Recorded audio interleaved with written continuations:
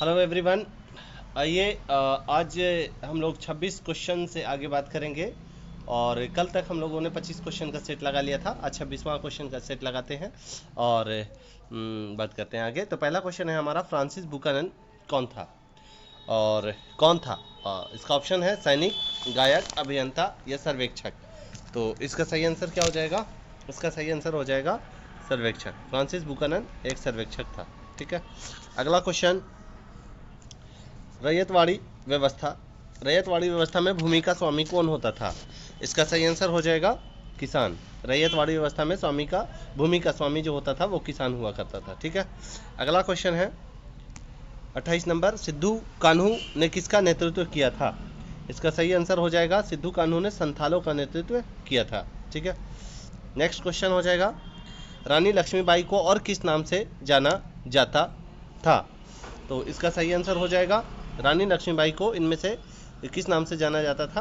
तो रानी लक्ष्मीबाई को छबीली भी कहते थे, मनु भी कहते थे, मणिकर्णिका। इनका आंसर हो जाएगा इनमें से सभी।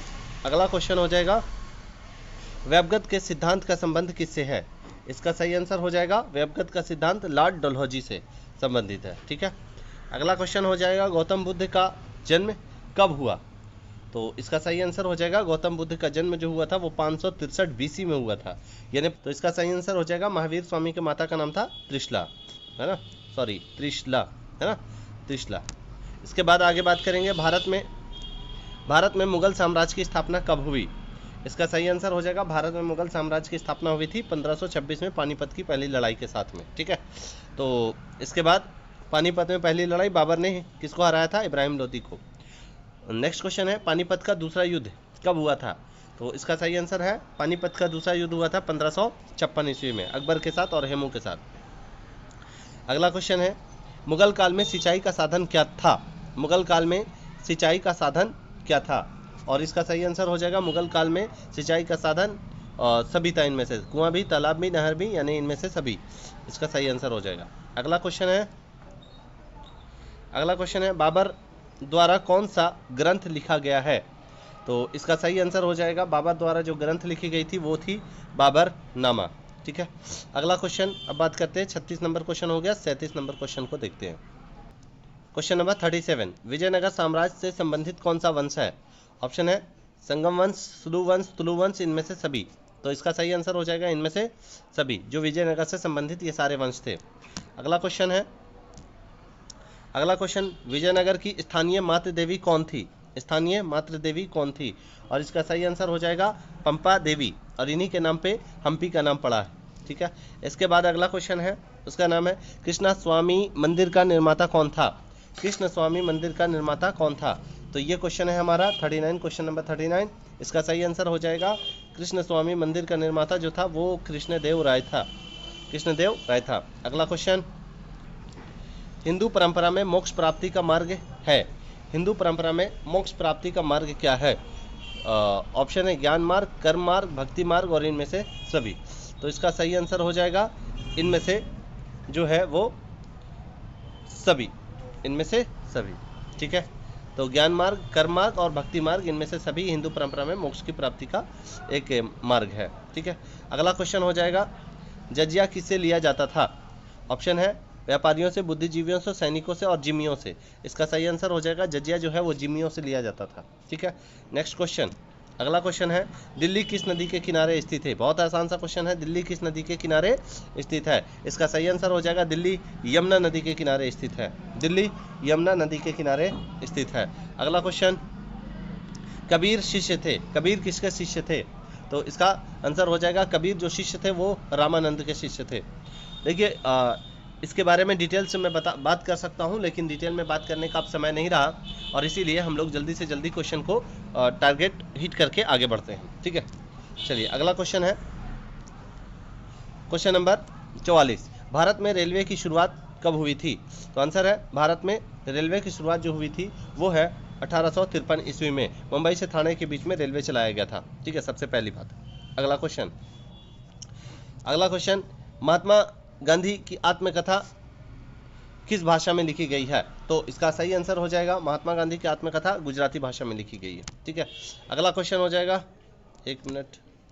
अगला क्वेश्चन, बंगाल के विभाजन की घोषणा किस वर्ष हुई थी? बंगाल की घोषणा विभाजन जो हुआ था वो हुआ था बंगाल का विभाजन 1905 में। 1905 में बंगाल का विभाजन 1905 में हुई थी। ठीक है, बंगाल पार्टीशन 1905। ठीक है, अगला क्वेश्चन हम लोग बात करेंगे, भारतीय राष्ट्रीय कांग्रेस के संस्थापक कौन थे? भारतीय राष्ट्रीय कांग्रेस के संस्थापक, ये क्वेश्चन आता है, बहुत ज़्यादा आता है, ए.ओ. ह्यूम। ठीक है, इसके बाद अगला क्वेश्चन हम लोग देखेंगे, भारत किस वर्ष गणतंत्र बना था? तो भारत किस वर्ष गणतंत्र बना? इसका सही आंसर हो जाएगा, भारत जो गणतंत्र स्वतंत्र हुआ 1947 में और गणतंत्र बना 1950 में, है ना। तो इसका सही आंसर हो जाएगा 1950। नेक्स्ट क्वेश्चन, घोड़े के हड्डियों के साक्ष्य कहाँ से मिले हैं? घोड़े के हड्डियों के साक्ष्य कहाँ से मिले हैं? इसका सही आंसर हो जाएगा सुरकुतड़ा। सुरकुतड़ा से घोड़े के हड्डियों के साक्ष्य मिले हैं। अगला क्वेश्चन, सर्वाधिक प्राचीन स्मृति ग्रंथ कौन सी है? सर्वाधिक प्राचीन स्मृति ग्रंथ कौन सी है? और इसका सही आंसर हो जाएगा मनुस्मृति। इसका सही आंसर हो जाएगा मनुस्मृति। भी मैंने बताया भारत का पहला मुगल सम्राट बाबर। भारत का पहला मुगल सम्राट कौन था? बाबर। ठीक है, अगला क्वेश्चन हम लोग देखेंगे, भारत का पहला मुगल सम्राट कौन था? बाबर था। ठीक है, और बाबर ने इब्राहिम लोदी को हराया और दिल्ली के तख्त पर विराजमान हुआ। अगला क्वेश्चन, अकबर। अकबर अकबर निम्नलिखित में से किस पर अधिकार नहीं पा सका? ठीक है, अकबर जो है वो अधिकार नहीं कर सका, वो मेवाड़ पर अकबर अधिकार नहीं कर सका था। ठीक है, अगला क्वेश्चन, दीन इलाही किससे संबंधित है? दीन इलाही किससे संबंधित है? ऑप्शन है, ऑप्शन छोड़ देते हैं, सीधे आंसर लगाते हैं, और दीन इलाही संबंधित है अकबर से। ठीक है, अगला क्वेश्चन हम लोग देखेंगे, तुजुके बाबरी के लेखक कौन है? और इसका सही आंसर हो जाएगा, तुजुके बाबरी के लेखक है बाबर। बाबर, तुजुके बाबरी के लेखक कौन है? बाबर। अगला क्वेश्चन हो जाएगा क्वेश्चन नंबर 55, आलमगीर के नाम से कौन सा मुगल बादशाह जाना जाता था? और इसका सही आंसर हो जाएगा आलमगीर के नाम से आलमगीर औरंगजेब जाना जाता था। ठीक है, तो आलमगीर के नाम से मुगल बादशाह औरंगजेब था। अगला क्वेश्चन, मुगल प्रशासन में जिले को किस नाम से जाना जाता था? और इसका सही आंसर हो जाएगा, मुगल प्रशासन में जिले को सरकार के नाम से जाना जाता था। हम्पी को यूनेस्को द्वारा विश्व पुरातत्व स्थल किस वर्ष घोषित किया गया था? और इसका सही आंसर हो जाएगा 1986 में, है ना। अगला क्वेश्चन हम लोग बात करेंगे, तेनालीराम का संबंध किस साम्राज्य से है? सही आंसर हो जाएगा, तेनालीराम का संबंध किससे है? विजयनगर साम्राज्य से। तेनालीराम का संबंध किस साम्राज्य से? विजयनगर साम्राज्य से। अगला क्वेश्चन, हरियर एवं बुक्का ने कब विजयनगर साम्राज्य की स्थापना की? हरियर और बुक्का ने विजयनगर साम्राज्य की स्थापना की थी 1336 में। कब की थी? 1336 में। 59 का आंसर हो जाएगा बी। अगला क्वेश्चन, गुरु नानक जी का जन्म स्थान कहाँ था? तो गुरु नानक जी का जन्म स्थान है तलवंडी ग्राम जो है वो जन्म स्थान है किसके? गुरु नानक जी के। जय हिंद का नारा किसने दिया था? और इसका सही आंसर है, जय हिंद का नारा दिया था सुभाष चंद्र बोस ने। नेक्स्ट क्वेश्चन, अकबर के राज में राजस्व व्यवस्था किसके हाथ में थी? इसका सही आंसर हो जाएगा टोडरमल। क्या हो जाएगा? टोडरमल। और इसका सही आंसर हो जाएगा टोडरमल। ठीक है, तो टोडरमल। अकबर के हाथ में राजस्व व्यवस्था किसके हाथ में थी अकबर के समय में? तो सही आंसर हो जाएगा टोडरमल। अगला क्वेश्चन है, ताजमहल किस नदी के किनारे स्थित है? हाँ, ताजमहल किस नदी के किनारे स्थित है? बहुत ही शानदार सा क्वेश्चन और आसान सा क्वेश्चन है, यमुना नदी। कौन सी नदी? यमुना नदी। अगला क्वेश्चन नंबर 64। आइए बात करते हैं। क्वेश्चन नंबर 64, मौर्य साम्राज्य का पहला शासक कौन था? और इसका सही आंसर हो जाएगा चंद्रगुप्त मौर्य। चंद्रगुप्त मौर्य किसको हराते हैं? धनानंद को हराते हैं और मौर्य साम्राज्य का पहला शासक बनते हैं, मौर्य साम्राज्य की स्थापना करते हैं। अगला क्वेश्चन है हमारा क्वेश्चन नंबर 65। भारतीय पुरातत्व का पिता किसे कहा जाता है? और इसका बहुत ही आसान आंसर है, भारतीय पुरातत्व का पिता अलेक्जेंडर कनिंघम को कहा जाता है। किससे कहा जाता है? अलेक्जेंडर कनिंघम को। अलेक्जेंडर कनिंघम को भारतीय पुरातत्व का पिता कहा जाता है। ईस्ट इंडिया कंपनी को बंगाल की दीवानी किसने दी थी? ईस्ट इंडिया कंपनी को बंगाल की दीवानी जो है वो शाह आलम टू ने दी थी। किसने दिया था? शाह आलम टू ने ईस्ट इंडिया कंपनी को बंगाल की दीवानी दी थी। अगला क्वेश्चन, मजमउल बहरीन की रचना किसने की थी? और इसका सही आंसर हो जाएगा, मजमउल बहरीन की रचना किसने की थी? दारा शिकोह ने किया था। दारा शिकोह बहुत ही बेहतरीन शासक या फिर ऐसे कह सकते हैं बेहतरीन शासक क्या कह सकते हैं, यानी राजा के भेष में एक फकीर, ऐसा कह सकते हैं, दारा शिकोह था। लिंगायत आंदोलन का उद्भव या प्रादुर्भाव कहाँ हुआ था? तो इसका सही आंसर हो जाएगा लिंगायत संप्रदाय, लिंगायत आंदोलन कर्नाटक के बारे में बात कर रहे थे, तो कर्नाटक में हुआ था। अगला, इब्न बतूता कितने वर्षों तक भारत में रहा? बहुत ही आसान सा क्वेश्चन है। इब्न बतूता कितने वर्षों तक भारत में रहा था? आंसर हो जाएगा 14 वर्षों तक के। 14 वर्षों तक इब्न बतूता भारत में रहता है। और भारत में किसके शासनकाल में आया था? मोहम्मद बिन तुगलक के शासनकाल में आया था। अगला क्वेश्चन है, लॉटरी कमेटी का गठन कब किया गया? और इसका सही आंसर हो जाएगा 1817 में। लॉटरी कमेटी का गठन 1817 में किया गया था। अगला क्वेश्चन हो जाएगा 1942 में कौन सा आंदोलन हुआ था? बहुत ही आसान सा क्वेश्चन कि 1942 में कौन सा आंदोलन हुआ था, और इसका सही आंसर हो जाएगा भारत छोड़ो आंदोलन। अगला क्वेश्चन है क्वेश्चन नंबर 72।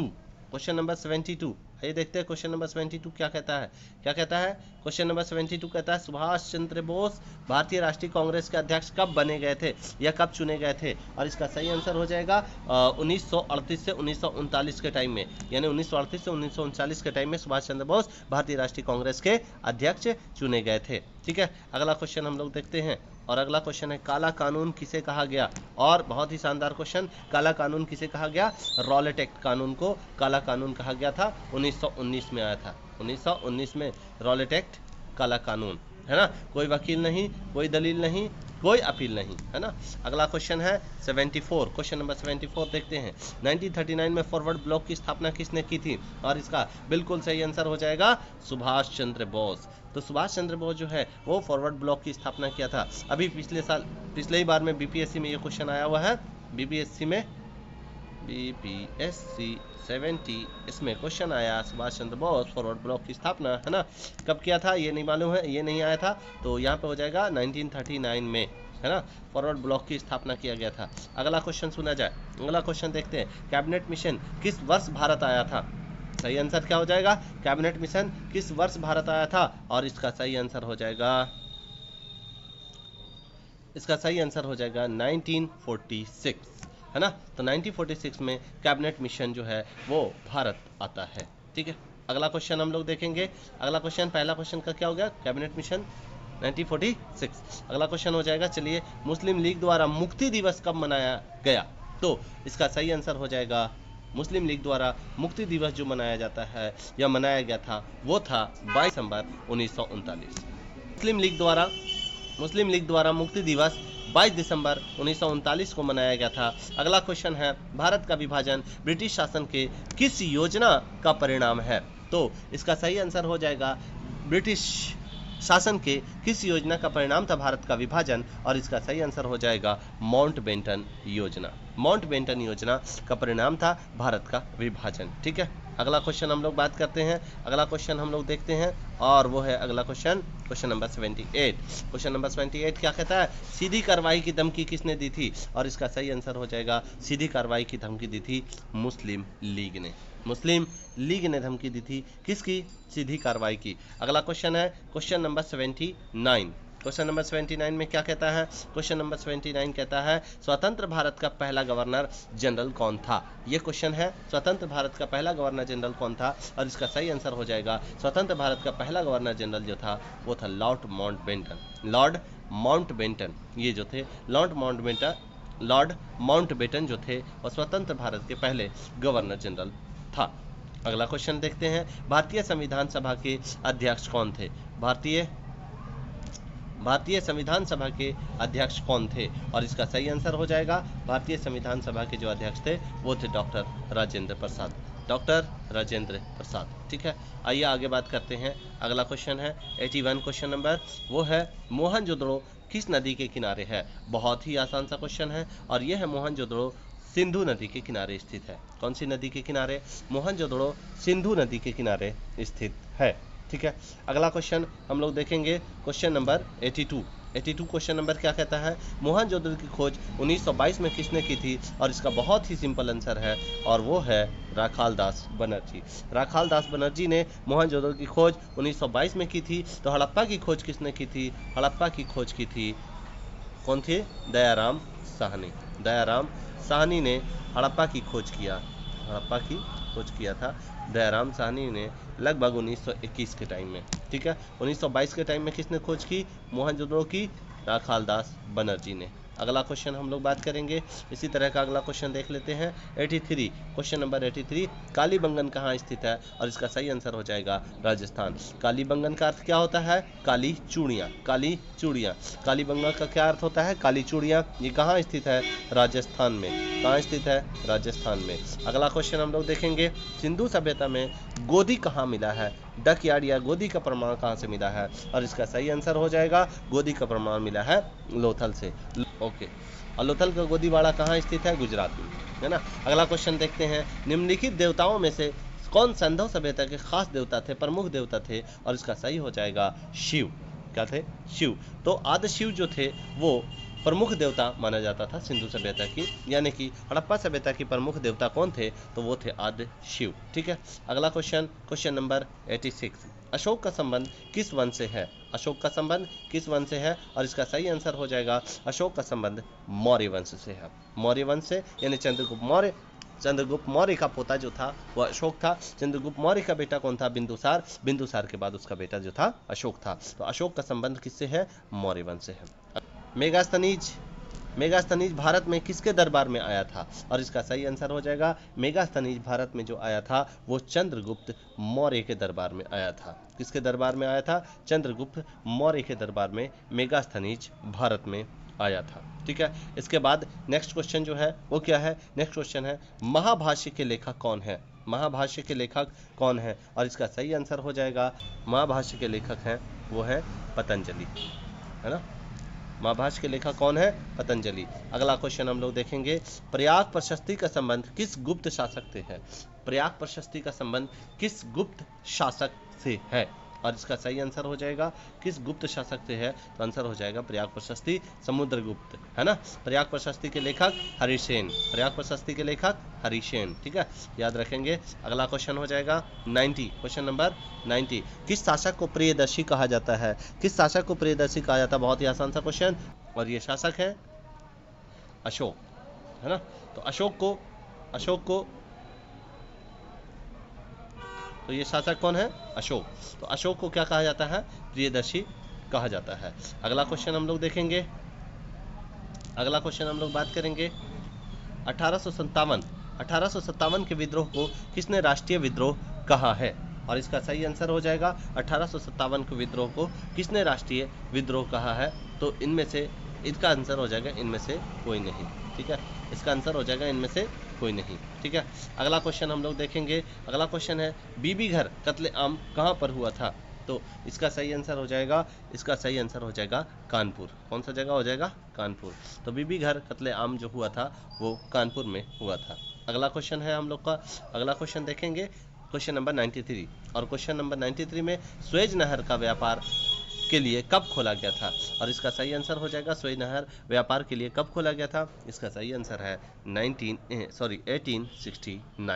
1869 में जो सुएज नहर जो है वो व्यापार के लिए खोला गया था। अगला क्वेश्चन देखेंगे, 7 द्वीपों का नगर किसे कहा जाता है? इसका सही आंसर हो जाएगा बम्बई। बम्बई को 7 द्वीपों का नगर कहा जाता है। अगला क्वेश्चन हम लोग देखेंगे, अखिल भारतीय स्तर पर पहली जनगणना कब हुई थी? और इसका सही आंसर हो जाएगा अखिल भारतीय स्तर पर पहली जनगणना कब हुई थी? तो इसका सही आंसर हो जाएगा 1872 में पहली जनगणना कराई गई थी अखिल भारतीय स्तर पर। ठीक है, अगला क्वेश्चन है, करो या मरो का नारा किसने दिया था? और इसका सही आंसर हो जाएगा करो या मरो का नारा गांधी जी ने दिया था। नेक्स्ट क्वेश्चन हम लोग देखेंगे कि दांडी यात्रा को नेतृत्व किसने किया था? इसका सही आंसर हो जाएगा दांडी यात्रा का नेतृत्व जो किया था वो गांधी जी ने किया था। ठीक है, अगला क्वेश्चन है, चंपारण आंदोलन किस वर्ष शुरू हुआ था? और इसका सही आंसर हो जाएगा चंपारण आंदोलन 1917 में शुरू हुआ था। कहाँ? चंपारण, बिहार में। ठीक है, अगला क्वेश्चन है, महात्मा गांधी के बचपन का क्या नाम था? और इसका सही आंसर हो जाएगा महात्मा गांधी के बचपन का नाम था मोनिया। ठीक है ना, महात्मा गांधी के बचपन का नाम था मोनिया। अगला क्वेश्चन है, गांधी जी ने असहयोग आंदोलन किस वर्ष आरंभ किया? और इसका सही आंसर हो जाएगा गांधी जी ने असहयोग आंदोलन किस वर्ष आरंभ किया था? और इसका सही आंसर हो जाएगा गांधी जी ने असहयोग आंदोलन 1920 के समय में शुरू किया था। और इस तरह से हमारा 100 क्वेश्चन कंप्लीट हो जाता है। यानी अभी हम लोग 75 क्वेश्चन को कवर कर लिया है। आप लोग इसमें से लगाएं। अगर सब लगा पा रहे हैं इसका मतलब है आपको एग्जाम में निश्चित ही सफलता मिलनी है। ठीक है, तो बस आज हम लोग 100 क्वेश्चन लगा दिया। अब इसके लिए अगर आपको फ्री में नोट्स चाहिए तो आप मुझे व्हाट्सअप करें, सब्सक्राइब करें चैनल को, व्हाट्सअप करें और फिर उसके बाद आपको फ्री में नोट्स मिल जाएगा। ठीक है, तब तक के लिए जय हिंद।